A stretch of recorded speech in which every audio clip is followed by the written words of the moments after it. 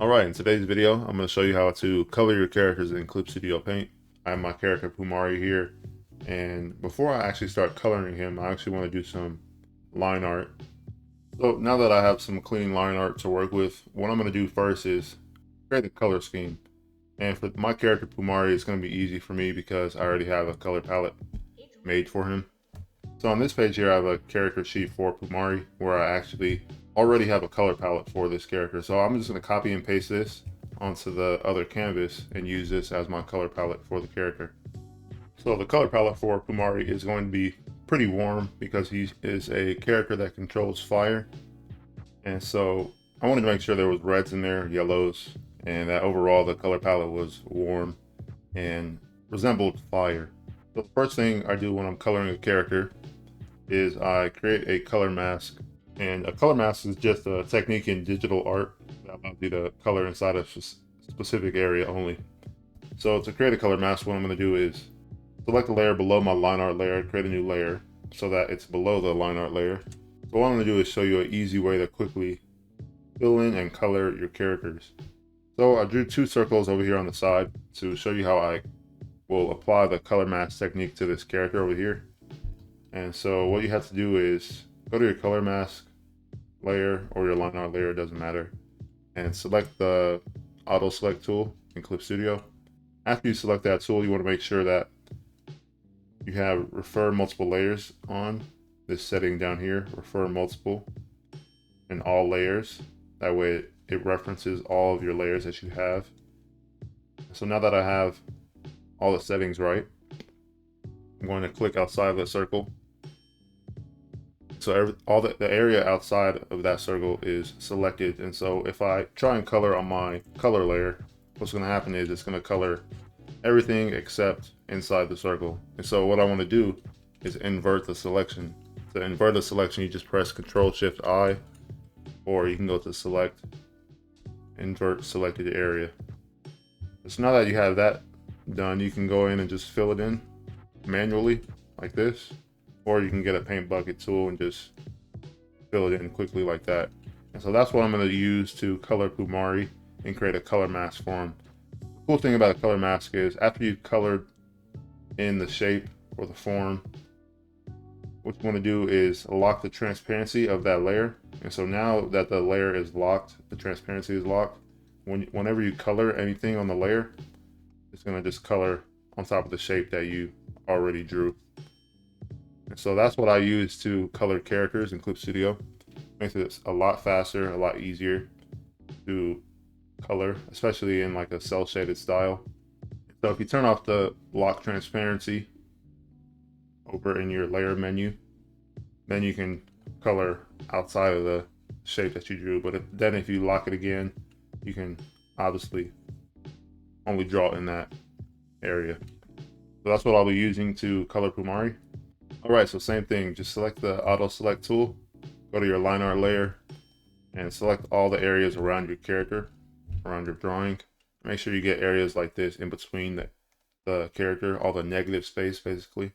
So now that I've done that, what I'm going to do now is press Ctrl-Shift-I so that I only draw inside the area of the character. Go to my color mask layer, make sure the transparency is off, the lock transparency is off, and I like to fill the mask in with the color of the skin for the character. So after I filled it in, you can see that there were some gaps in the drawing, and so that's why when I fill it in like this, that's why it doesn't fill in the total drawing, but that's okay. All we have to do is go back to the selection tool and make sure we go to this close gap setting and just put it on its highest level, and then go back to the line art layer. And now it will more easily select the area that we need. So again, press Ctrl-Shift-I, get my paint bucket tool, and just fill the rest of it in like that. There we go. I also do want to color in all this grass stuff down here. So I'm just going to do that really quick. You can use any color for the color mask. It doesn't really matter. I just like using the skin color for the characters because it makes it a little bit easier, a little bit faster to color the character.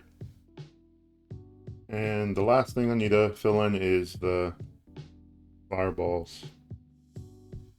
Same thing, get the select tool, go to the line art layer, make sure it's referring multiple layers, and Control Shift I. And for the fireballs, I want them to be red. So just fill that in. This, you can fill it in with a paint bucket tool or just fill it in with a regular brush pen.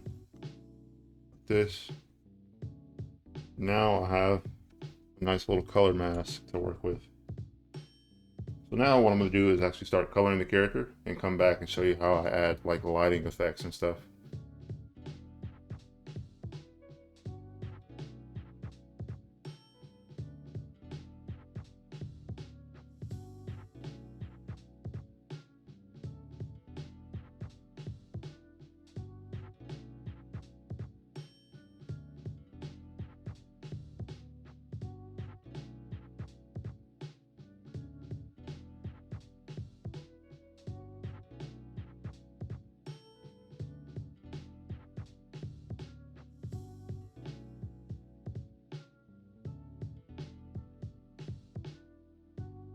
All right. So now that I've added the flat colors to it, what I'm going to do is start adding the shadows and the lighting on Pumari. And so what I'm going to do is use a overlay layer on top of the color mask layer and clip it to color mask layer. So it's basically the same thing. Anything that I draw on this clipping mask layer will only draw inside of the color mask. So what I want to do is set this layer to overlay and probably use more of like a cooler tone shadow. And this is the color I'm going to use to shade Pumari and add the shadows. You can use a overlay layer or multiply layer. I don't know about this color. Might have to change it.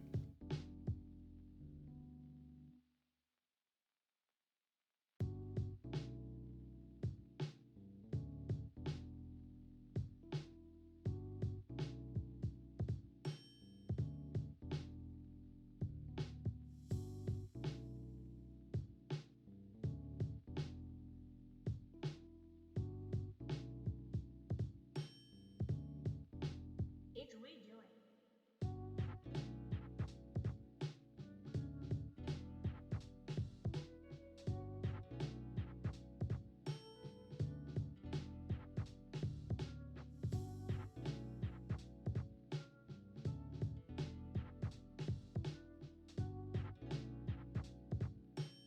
One thing that I can do to make this pop even more is add just a simple little background for the character.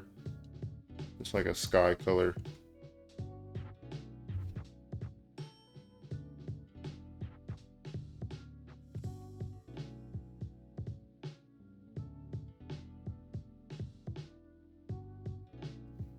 Yeah, something like that. That works.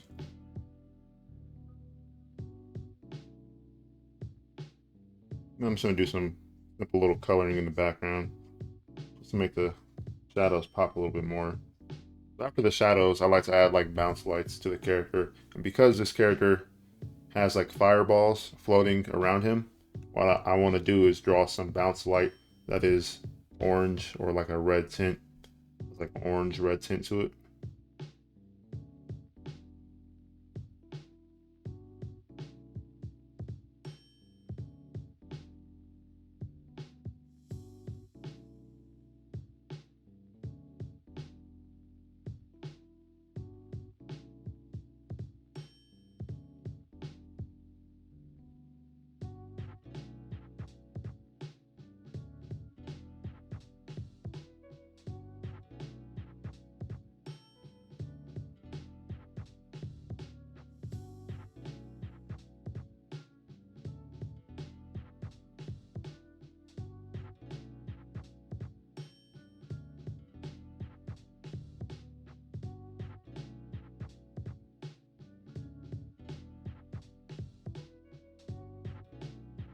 All right.